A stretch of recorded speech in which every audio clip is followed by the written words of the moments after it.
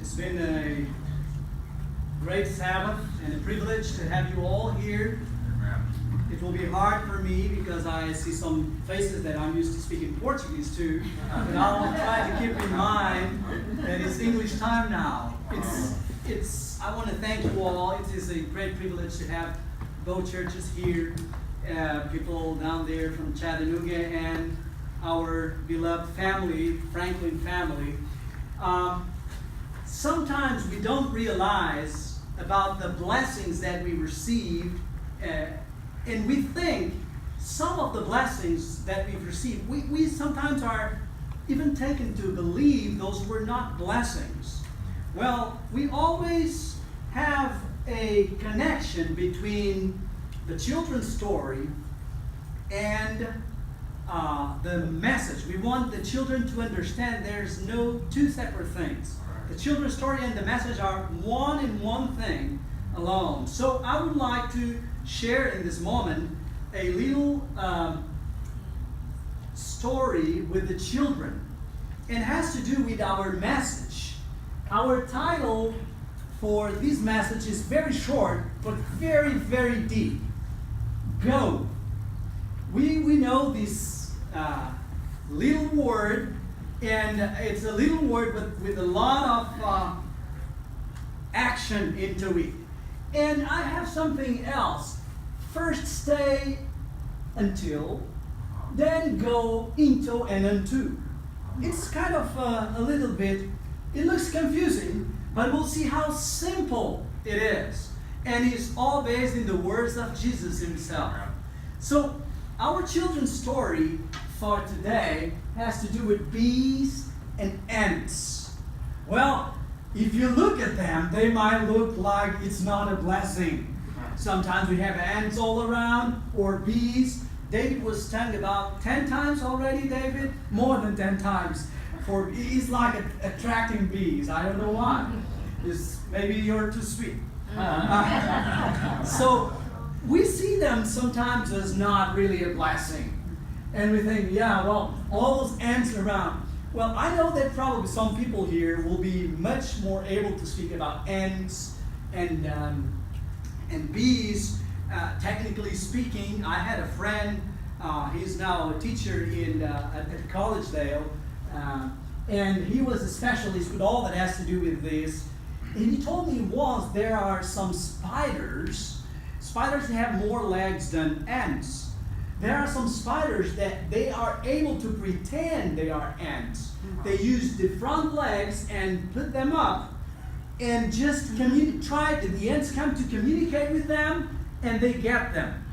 Well, we have a lot of a spiritual lesson in those animals, those little insects, I would say, instead of animals probably would be more appropriate. We see different kind of ants. There are red ants, black ants, big ants, small ants. And also bees, I will not risk to say the names in English. I know there are bumblebees and other bees, and we have busy bees also working and helping with the church. But what I want to focus today for the children is about some details about ants and bees that we have a lot to learn with them and that are a blessing. And I believe the Lord just put them like that for us to learn a lesson.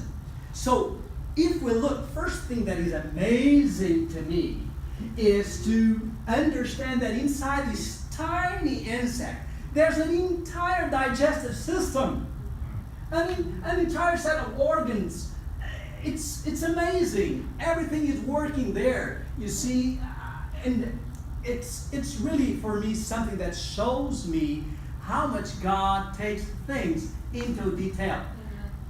I believe ants and bees were created with a purpose by God, and part of the purpose was the Lord knew that with the coming of sin, we will get in a lot of trouble, so He wanted us to have a lesson, a understanding of what we need to improve. Ants, they have a sense of individual and collectiveness.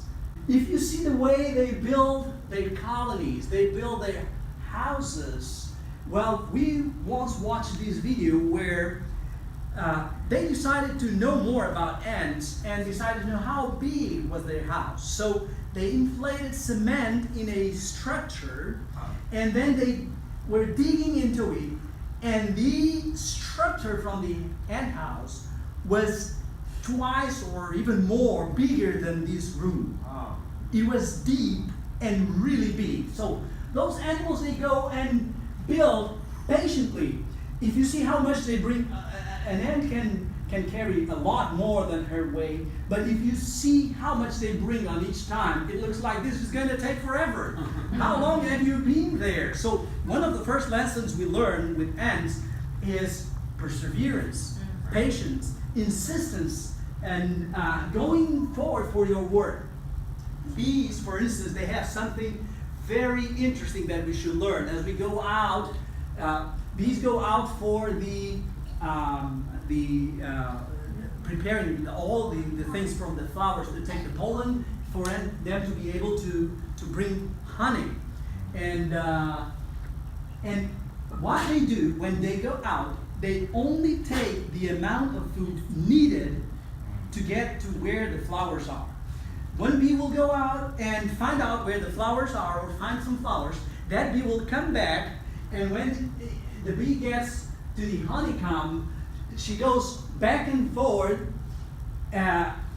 just shaking and making some noises. She will point the direction where the flowers are, the distance that the flowers are from the colony, how much energy you need to get there, and all the bees will know, and then they will leave and get to those flowers.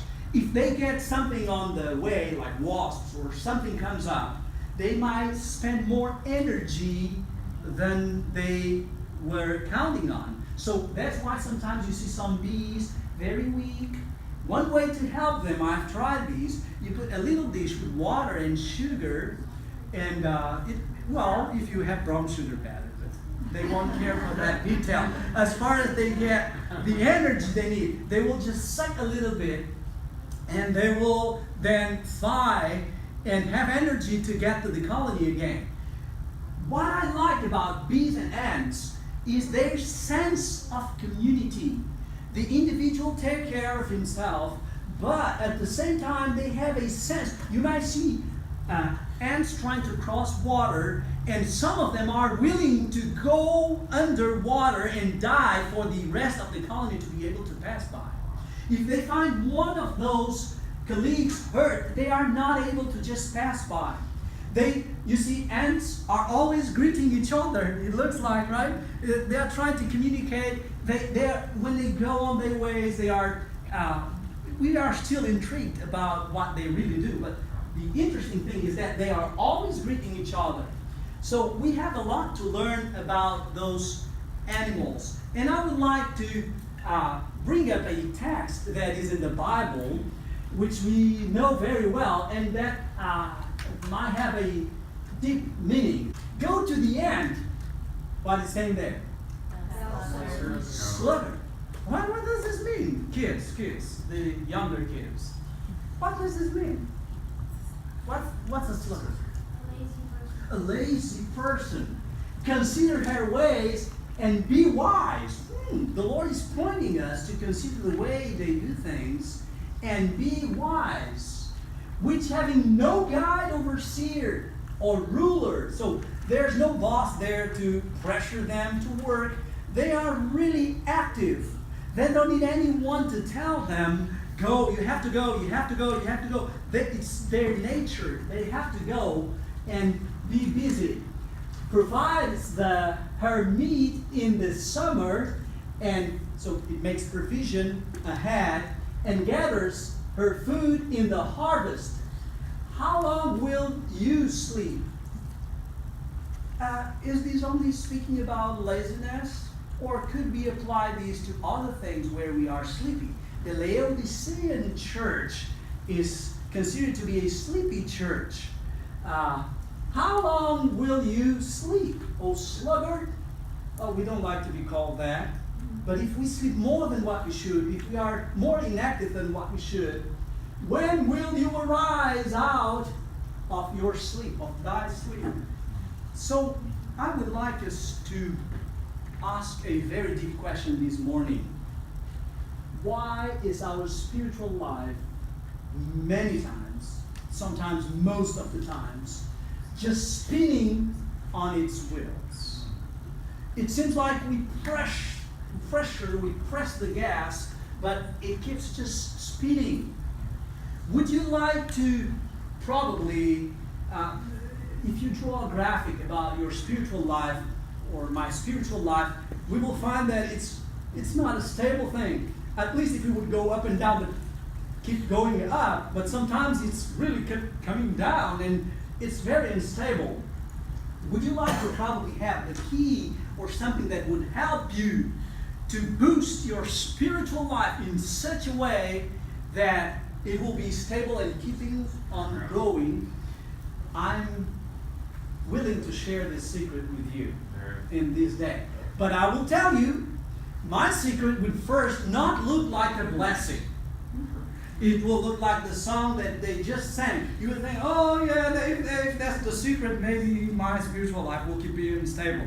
I want you to pay attention because there's more blessing than what you think in this. Well, I only have here the text as I don't want us to get distracted, but I would like you to imagine one thing. Just imagine, those boat teams that goes and one person is shouting, go, go, and everyone is whoo, and rowing and rowing and rowing. But now imagine the opposite way around. 7 people shouting, go, go, and one man row. Oh, how fast do you think this boat will go and reach to the point? Or imagine something different. Just imagine a team. I don't want to make a distinction between football and soccer, whatever team. Just imagine that only the captain of the team is playing and everyone is saying, good job, no, that was not good. Turn around, kick it, come on. What are you doing? You're lazy. And only the captain going back and forth. How much would you think this team would win? Now, teams can play without the captain. I'm not a football or soccer fan, in fact, but last week, Portugal just won the European Soccer Championship. And the last and final game, the captain was hurt and went out. So the team won without the captain playing. And he was passing the badge to the other fellow player. Now, I wonder, is it possible for a team to win without a captain? Yes. But is it possible for a captain to win and score by himself without a team? No. So somehow the captain is very important, but the team is more important, seems to be more important than the captain. The captain is in fact nothing but another player that has the responsibility to bring the coach instructions, to the team and have them playing the way the coach wants. Why do I say coach? Because there are those couch coaches. Have you heard about this?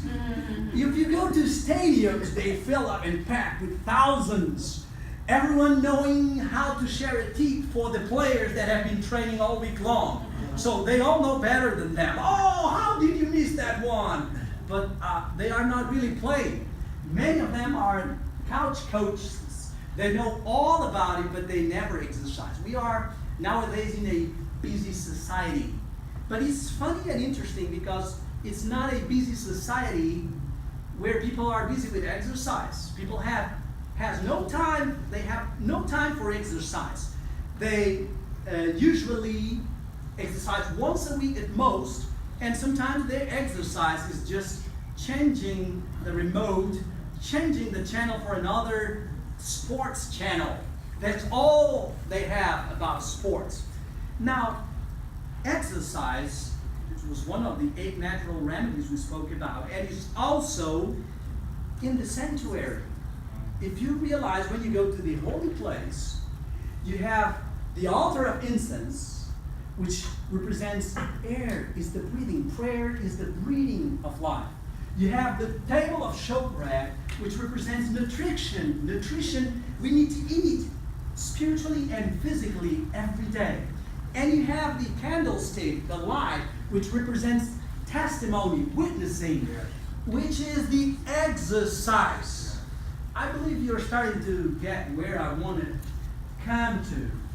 As well as physically, we need to exercise to keep alive. Also spiritually, if we are not exercising, if we are spiritually inactive, we will get spiritually obese. Yeah. And we will probably have spiritually blocked arteries where nutrition is not going, the energy from God is not going, and we will probably get to a spiritual stroke. Oh, probably never thought you would get a spiritual stroke. Have you ever seen someone that was a very active person and this person is suddenly feeling like discouraged, or some of them abandoned the church and everybody says, I don't know what happened. It was so active at the church. Probably not enough exercise. But what is exactly exercise, spiritually speaking? What is exactly exercise? Believe it or not, without spiritual exercise, you will not be healthy. And I mean it. And I'm going deep into it now. Please get ready. This will be intense. So I would like you to understand this. When you exercise, let's say my wife and I would go to the gym, okay? She exercises and I'm there watching. Good job, honey. Good job. Go. You can do it. Come on. How likely do you think I will be all fit? Then I want to go and be all fit. Will I be fit or will she be fit? Exercise is a personal thing. It's a personal benefit. You cannot share it to someone else. You can help cheer up someone else, but you cannot. I want you to understand this. Spiritual exercise, the candlestick, witnessing, the testimony is also a personal benefit. Yeah. And the most interesting thing, sometimes you see these people running, all sweating, and some people say, oh, poor them, look how tired it is. Poor me, that I'm probably not getting all these strong muscles, all this fresh air. I want to tell you something that you probably theoretically will know, but you never take it practically.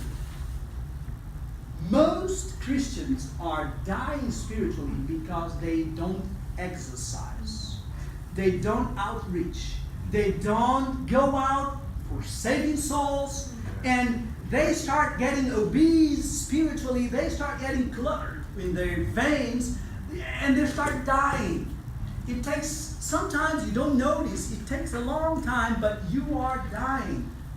And whether you believe it or not, I remember when I was in a church in Portugal, northern Portugal, that the lady that was responsible for evangelism came and said, who believes Jesus is about to come? And everybody raised his hands, and she said, now don't bring your hand down. Will you be here to make his coming be sooner for the afternoon pamphlets spreading tracts? And everybody was like, no, I cannot bring my hand down. Sometimes in many churches it seems like the person that is responsible for evangelism has to be encouraging everyone, come on. Well, I tell you this, I won't do these here. Why? Because let's say I have a lot of money in my pocket. I don't need to tease you and say, hey, if you want the money, come here. If I'm giving money away, you will come. Exercise is what benefits you. I want to tell you straight in your eyes. If you are a member of this church, or if you get along with my ministry, I'll tell you this very straight. If you want to be happy and healthy spiritually, if you don't want your spirituality to die, do exercise. It's your benefit. The government doesn't need to come here to remind you of your benefit. You go after it. Most of the times we don't go after outreach because we don't see a benefit in it. And most of the times it's because we are not aware of how to outreach. I want to read some text that will help you understand what I'm saying. This is a beautiful vision that Ellen White depicts. A man, I cut some parts to make it straight to the point, journeying on a winter's day through the deep drift snow, became benumbed by the cold. As he was about to give up the struggle for life, he heard the moans of a brother traveler. Who was perishing with cold. His humanity was aroused to rescue him. He chafed the ice-clad limbs of the man and bore him in sympathizing arms to a place of safety. The truth flashed home to him that in saving his neighbor, he had saved himself also. Amen. His earnest efforts quickened the blood which was freezing in his own veins and created a helpful warmth in the extremities of the body. In my understanding, this summarizes everything about outreach. I tell you, I don't outreach only because of the love for the souls. I outreach because of loving myself also. I don't want to be a selfish person, but it is I that gets the biggest benefit when I exercise. Amen. You know, once this youngster came to me and said, Daniel, how are you able to, you say you left all the pop songs behind and all these crazy nights you were going through, how are you able to resist to it and not go back to it? I said, you know what? It's because now usually Saturday night I'm preaching and then I'm so tired I have no time to think about music and dancing and stuff. I'm busy. If you get busy with the Lord, your mind will not be idle, spiritually speaking. I want you to consider some texts. I'm going to bring them in a row. Most of the times we go throughout the Bible and read the word testimony. Can you think about some texts in the Bible that talk about testimony? Can you help me on this?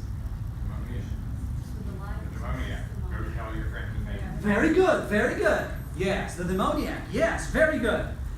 Okay, for instance, those are who keep the and we think, yeah, that's beautiful. That's the Bible. Yeah, the spirit of prophecy. Let's pay attention to those texts a little bit deeper. Look, outreaching is a thermometer. If we love one another, God dwells in us, and His love is perfect in us. If you love God, you will surely desperately need to reach out for souls. Now I want you to consider this. I'm not trying to accuse anyone. I'm speaking and preaching primarily to myself.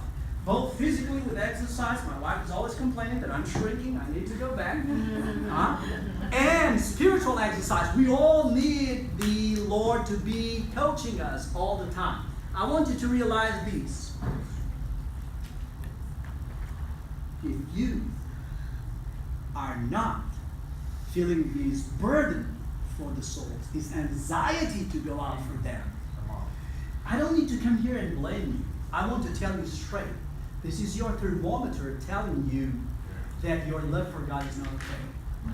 Sometimes you might think, oh, you're okay, I'm coming to church, I'm doing everything. If your love for God is high, your love for the souls will be very much high also. There's no way. So watch out. If you're not feeling this burden for the souls, probably you're not feeling this burden for the Lord also. Outreaching is a symbol of the empowerment of the Holy Spirit. See the word testimony connected to that. You shall receive what? Power. After the what? Holy Spirit or Holy Ghost is come upon you. And you shall do what? Ooh. So probably if I'm not witnessing, maybe I need more power. Maybe I need more of the Holy Ghost. Because if I receive this power, I will be witnessing. There's no way to have the Holy Spirit inside you and not go out for outreaching. For witnessing, there's no way. Brothers and sisters, please don't take this preaching as a rhetorical one. Are you and I with this burden to outreach? Now, outreaching is also one of the reasons why we struggle with things at our home, in our families. It's because we don't outreach. And you might think, oh, come on, Daniel, how do you come and tell me these? Just because I'm not going to share some tracts, it doesn't mean that this is why I have these problems in my family. I tell you, it is. Let me show you how outreach is the tool to defeat whatever problems you're facing at home. Look at this. The accuser of the brethren, who is that? Satan. He is cast down. Where? Here. Among us. In the churches also. And they, who are they? The saints overcame him by two things. The blood of the Lamb, that's justification and all that implies. And by what? Oh, by when you outreach, you defeat the devil. Yeah. This gets you so empowered, so energetic, so willing to go. It defeats. The testimony was what defeated the devil. I want you to realize these. As we find two texts that will help us. Outreaching is a sign of God's remnant.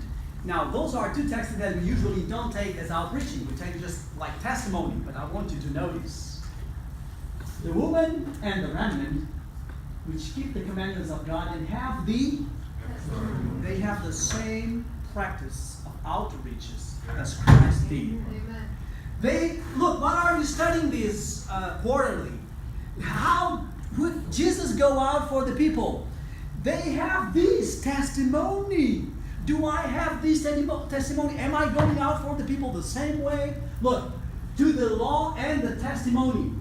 Listen, I'm going to put this in this same way.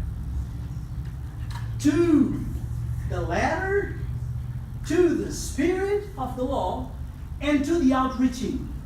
If they don't speak accordingly, if they are not outreaching, it's because there is no light in them. Can someone light up a light and hide it? What did Jesus say? If I'm not shining out, if I'm not outreaching, maybe I have to watch out. I'll probably be with a problem in my light.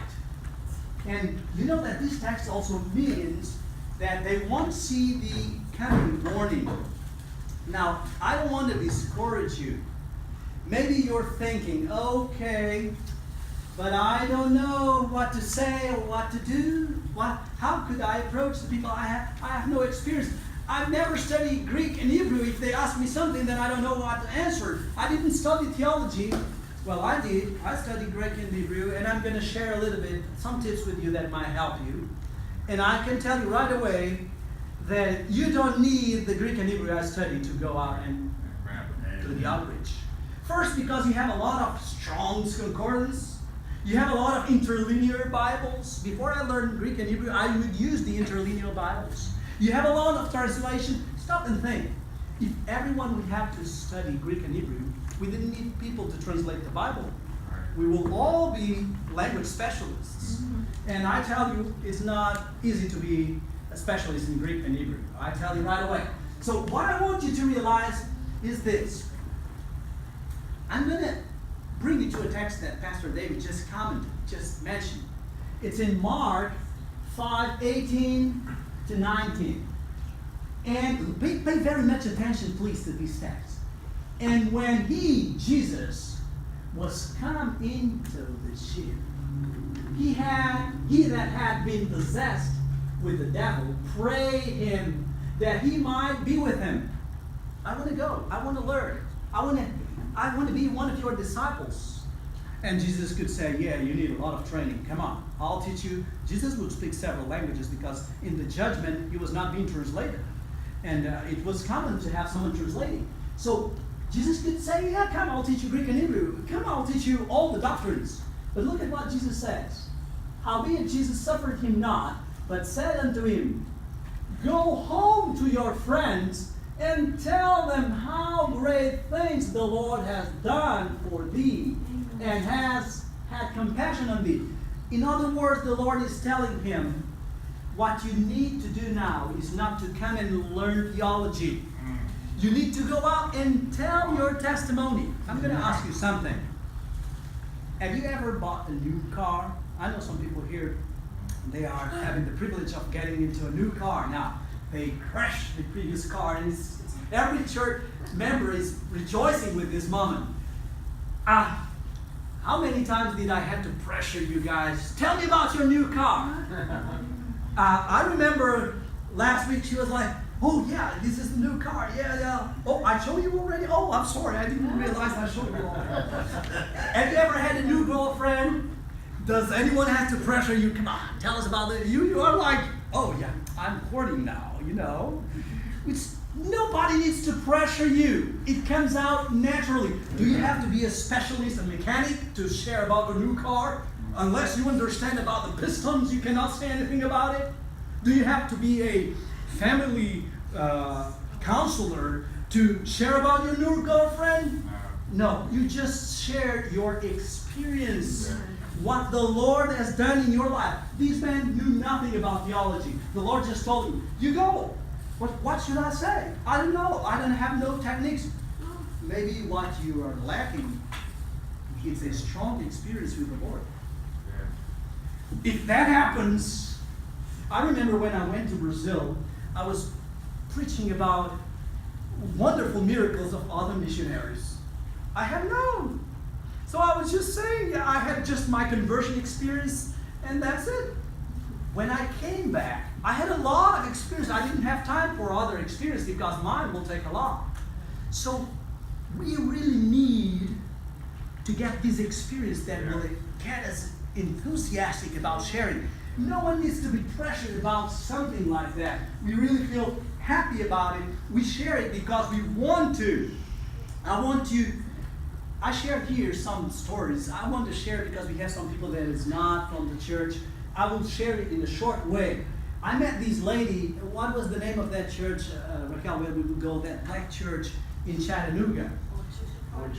Orchard Park. This lady from Orchard Park, she came, my sister was helping there, and we once came to visit, and I shared my testimony, and this lady came at the end and said, oh, can I share with you also about my evangelistic method? I said, well, sure. She said, come with me. I know some of you heard the story, but this is the story that marked my life very much. And she took me to her little car, and she said, come, I'll show you. I evangelize through internet. I look at the lady. Yeah, that was 10 years ago, 12 years ago. And I was like, you evangelize through internet? I was looking at her age and saying, well, I want to see that. Oh, yeah, now you got it. And she comes, you know, I have my laptop, and she takes me to the car, and there's a desktop. And I said, she can't even tell between the desktop and the laptop. How she evangelized by internet? And she's looking at me and said, I know what you're thinking. You're thinking that I don't know? That's a desktop. Well, I know. I call it laptop because as I don't have a laptop, I grab the monitor in one hand and the CPU in another hand and take it on my lap everywhere. I said, whoa. And I was curious. I said, what do you do with that? She says, well, I don't have internet. I said, wait. So you're evangelizing through internet and you don't have internet? He said, yeah. I go to friend's house and say, can I use your internet? And they say, yes. And I plug my laptop, and here I go. And what do you do then? And she said, then I go to those chats and stay there waiting. Put some words and hello and something, and someone will answer me. And then when they answer, I start a nice conversation, talk about many things. And when an opportunity comes, I get into a spiritual subject. And I was like, And have you had any results? She said, yes. For instance, last Sabbath, I got into the internet in a friend's house. And this girl came and started talking, and I found out she was a Seventh-day Adventist before. And I encouraged her to go back to church, and I know she's back to church again. I said, wow, very good. But she said, can I share just another experience with you? I said, yeah, sure. She said, well, I have this man, he was very hard to deal with. Whatever I would say, he would just argue and argue all the time. Every week when we will get and talk, he will bring a lot of questions. One day I say, Lord, today is the last day. If these man comes again with the same spirit, I'm going to give up. I'm going to tell him right away. And she goes and she starts saying things, and he's always asking, but what about this and what about that? And arguing, she says, you know what, my friend, I do believe it's the end of the line for us. And he was like, what? What do you mean? She said, look, every time I come here, you keep resisting to me. And he said, no, please, don't do that. I'm not resisting. I am the leader of an Arab community, 600 Muslims. And the questions I bring is them asking. They are learning and they want to get baptized. I was looking at her and I said, oh, all I use my internet is to check the girls around. I will see girls around. Look at an opportunity here. 600 Muslims. I wonder how many evangelistic efforts we have to go with to do these. People willing to get baptized. I could share a lot of stories like this. There was this lady in Brazil, she couldn't read. So her evangelistic method was to get people, oh, I'm sorry, I can't read. Can you read these for me? And the person will read the text. And, oh, can you read now these other texts? And she will give a Bible study like that. The person will read and start thinking, oh, I never noticed that was the Sabbath. I said, oh, just one other text. Please, don't get bothered with me. And the person, she would have a lot of results. There was this young girl, she was 12, and she was evangelizing. She evangelized, and then she unfortunately passed away. I want you to change your mind about evangelism. People think, when they think about evangelism, Pastor B and E, evangelist. Well, change those initials to personal experience. This is what makes evangelism. It's not the pastor rowing by himself and everybody, good job, I like that sermon, yes, come and preach. I want you, oh maybe it's not my gift. What is your gift then? If it is rusted and is not being used, it will be lost. But I want you to think about these texts. Those who are humble in heart, the Lord will use to reach souls whom the ordained minister cannot reach. There is people out there, they will be impressed by your personal testimony and not by my preaching. My preaching, for instance, if I talk to some people that are Southern people, they don't feel anything in common with this guy from Europe. But maybe if you speak their language, if you say something that rings the bell for them, your profile and experience and testimony is unique. And I cannot fulfill this blank. Only you can. This church will never be filled up if those blanks are not fulfilled. It will be only people that will identify with my preaching. What about those that don't like my preaching? They might come and they are welcome also. So we have to realize it is not about what I can do. It is what the Lord can do with me or with you. In fact, it says in John 15:5, without Him, without me, without Him, we can do what? Nothing. And how much can we do with Him? I tell you, the size of your mission is as big as your submission. As much as you submit, that's as much as the Lord can do with you. It is not that we don't have skills.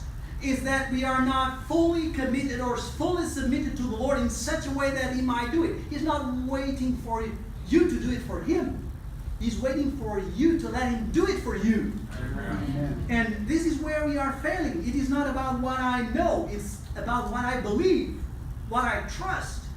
Are we willing to go out like Abraham, not knowing? Look, did Abram know where he was going? No. Did he go? Yes. Okay, so I'm telling you this morning, maybe when you go out to outreach, you don't know what you're doing. You don't know the message. Well, I want to share with you, the first time I was preaching prophecy, I knew very little. And I would ask the Lord, Lord, please don't let him ask anything that is beyond his knowledge. And most of what I learned, or a lot of what I learned preaching. And with people asking and sharing with each other. I want you to understand, this is very, very serious, brothers and sisters. The Lord said, first stay. He said, stay in Jerusalem, tarry in Jerusalem until you be what? By the power. So first thing, you stay for commitment, not for laziness, not for idleness. You stay to be empowered, not with regular wisdom, not with information, but with a humble seeking of the Lord. Then you go. And stay and go, that's the dynamics of exercise. You know, you have the up, down, This is what you do. Stay, go. Stay, go. Stay, go. Can't get more, take it. Can't get more, take it. That's the way you grow. That's the way you get exercise. That's the way you get active. If you don't have anyone to share with, no challenge, no question to answer, you will die spiritually. Brothers and sisters, I want us to realize some things, and I'm almost done. Probably you think, when I'm ready, I'll go. I want to tell you, if you don't go, you will never be ready. Amen. And you will never go. I tell you why. Because part of the program that takes for you to get ready is going. Yeah. Amen. Let's say a doctor, they will say, oh, until I learn everything there is to know about medicine, I will not be a doctor. He will not learn. Because whatever theory you learn at school, now when he touches here, oh, I thought this bone was different. Oh, I see. Oh, it's not as I thought. I remember when I started illustrating, my teacher told me you have to do this with a brush. And I got all the theory, but it was not coming out until one day I said, oh, this is what he meant. I got it. You finally get it. It's practice. I want to say some words to encourage you. Do you feel too old? Remember Moses, 80. All right. Do you feel you can't talk? Take Aaron with you. Do you feel you're too young or too little? Remember David, the youngest one, the little one, and considering the giant, he was quite little. Remember Joseph, he was one of the youngest at the house. Probably you don't have a big family with status, or even a little church family. Remember Gideon and the 300. That was not a big team, but they did a lot of work. If you feel you have little money, remember the widow. Commit all you have and the Lord will provide what is needed. Do you have no formal education or no degree? Remember Peter. He was able to be used by the Lord in spite of being just a fisherman. Do you have a bad character problem or trace? Remember John. If you are willing to be turned from son of thunder into disciple of love, you are suitable for the mission. Amen. Do you feel you know too little about doctrine? Remember the demoniac. He knew nothing, but he had an experience to tell, an experience to share. What is your experience? Is your life a mess? Do you have a bad past? Probably even bad reputation? Remember Mary Magdalene. Remember Ahab. That's what those stories are there for. And they even were part of the Lord's genealogy. Do you feel you're lonely, rejected, mocked, sad? Just remember Jesus. If you are willing to go out and reach for others, you'll be lifted up. The Lord will take care of it. That's His main goal in this earth. You know what? I want to share something for our closing. You don't go out because you're ready. You go out because there's a need. Amen. I never wanted to be a pastor. Well, I wanted when I was a kid, but then in my youth years, I wanted just to have fun. Motorbikes, discos, and everything. Pastor was out of my mind. But I started seeing there is a need. One day I told this man, he said, "Oh, Pastor, you're a specialist in prophecies." I said, "I'm sorry, my friend. The situation is so bad that even I, that am not a specialist in prophecies, have to be preaching about prophecies now. Yeah. That's how bad we are." Yeah. The Lord will use whatever comes because He's able to make that into something. I want you to keep this in mind. In the battlefield, patients become nurses. Nurses becomes doctor. We don't have time for this bureaucracy and for all these kind of things. We need to accomplish the mission. Look at me. When a fireman recognizes the call, the alarm, he goes for action. He's not wondering, am I ready? Did I put my... He has to check up, but he has to train and go. A police officer responds to radio for duty and goes. A soldier responds to the army calling and goes for the mission. Ellen White says, the voice of duty is the voice of God. We need to do something because there's a need. Not because we are ready or we are going to do the work. It's not about me. It's not about you. It's not about us. It's about Jesus. Yeah. It's about people. Yes. People are dying out there. I shared this story here that this man was in the subway in New York and he's there in the platform and he sees a man having a seizure and falls on the track. And he jumps down and he sees that the train is coming and he's covering this man and saying, "Sir, stay down, stay down." And they are both like this and the train is passing by. And then the news come and say, "Hey, you are a hero. Why did you do that?" And everybody's saying he's a hero. He said, "No, I'm not a hero. I could not just sit down and see this man dying there. I had to do something." He had 2 daughters, left the daughters in jail. Are we able to sit down and watch people dying outside? 80 just crashed by a truck. Crazy world. And many things are happening around. Terrorist attacks. Well, sometimes you see a terrorist attack and you think, "Oh, the world is crazy." Yeah, the world is needing you. The world is needing me. These people are going to perish with no information. Yeah. Do we care about it? How many will die today not knowing the gospel? And what am I doing? You know, one of the worst experiences in my life was when I was a young man. I was playing in the disco, all my friends going to the disco, all Adventist friends. And we received the visit of this girl coming from another town. I was very enthusiastic about it and was hanging around and trying to see if I could get her convinced that I was a good man. And didn't do it for the weekend. So I found a way with one of my friends to get her number. And I called my friend and say, "Hey," it was Wednesday. I waited until Wednesday and said, "Hey, do you have the number from that friend?" "Which friend?" "Oh, that blonde girl." "Oh, you don't know?" "No, the number? No, I don't." "What do I don't know?" "She passed away." I said, "What do you mean?" 18 years old. Yeah, she went out with a friend with a motorbike. She had no helmet. It fell down and she died. It was like a punch in my stomach. Boom. An 18-year girl is at your place. You know the gospel. You know there's something else besides this world and fun and discos. And all you think about is the girl. And now she passed away and you didn't tell her anything. I decided in my heart, I will never let this happen again.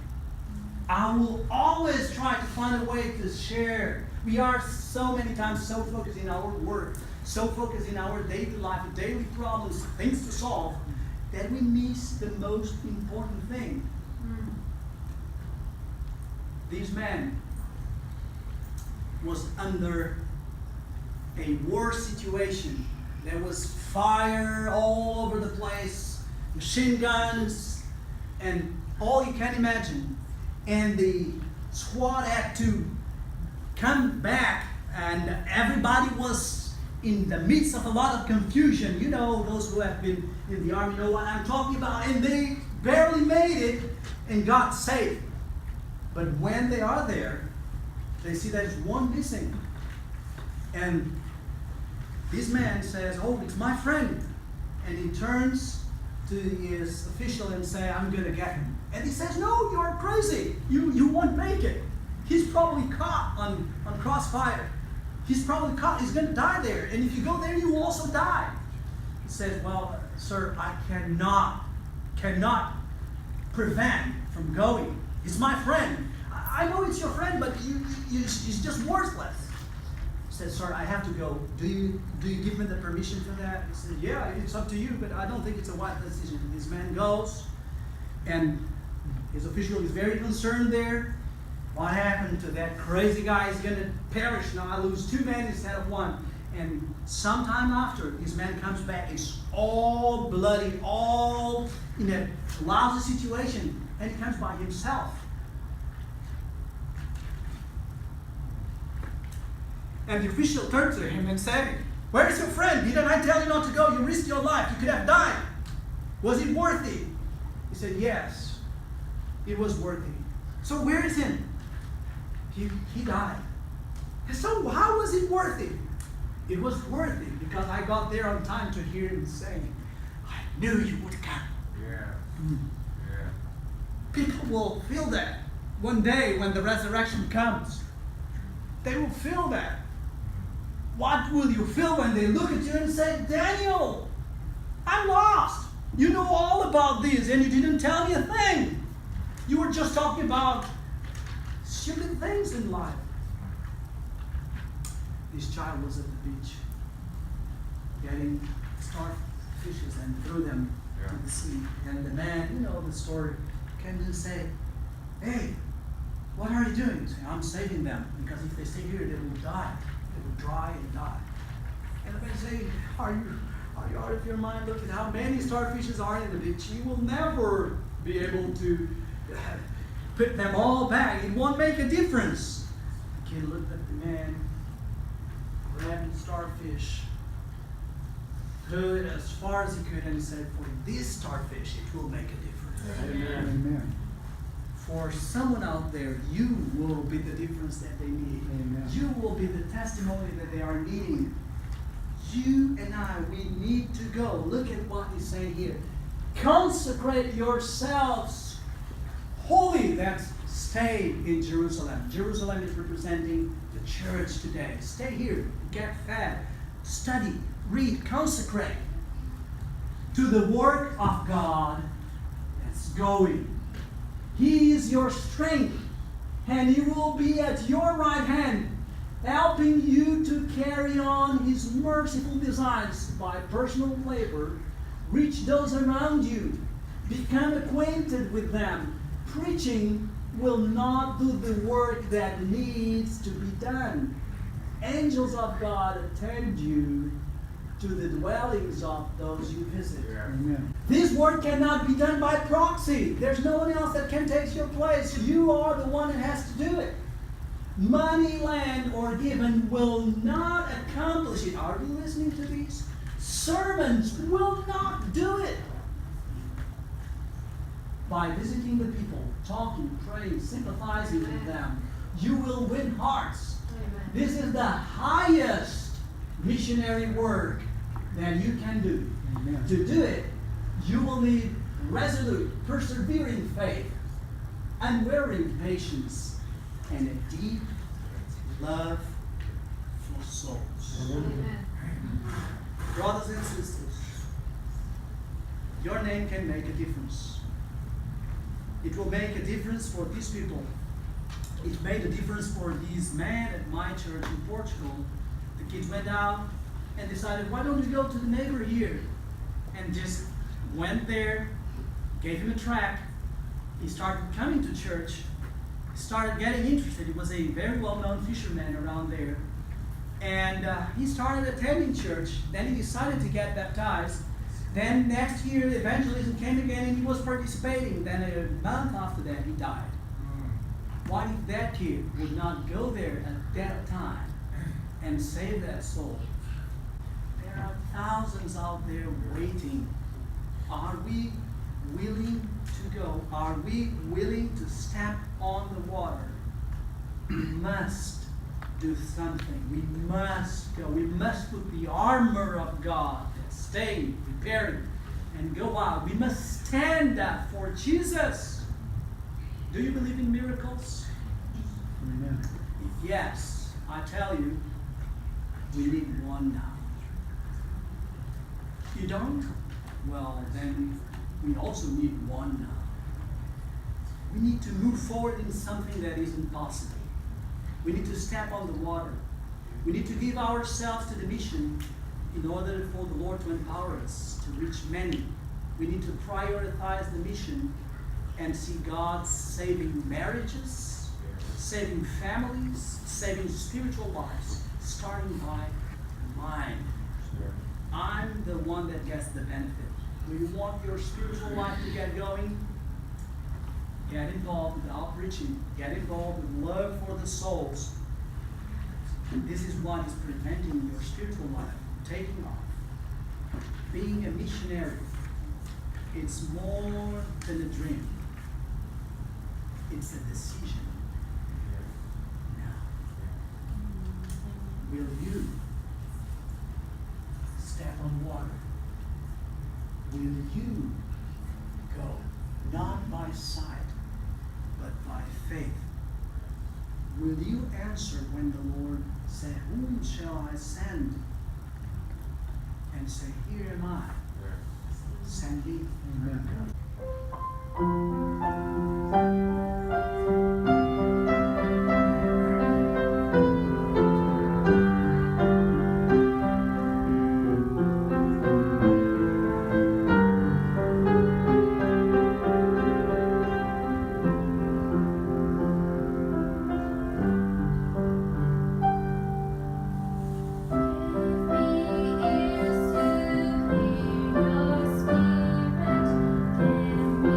Can we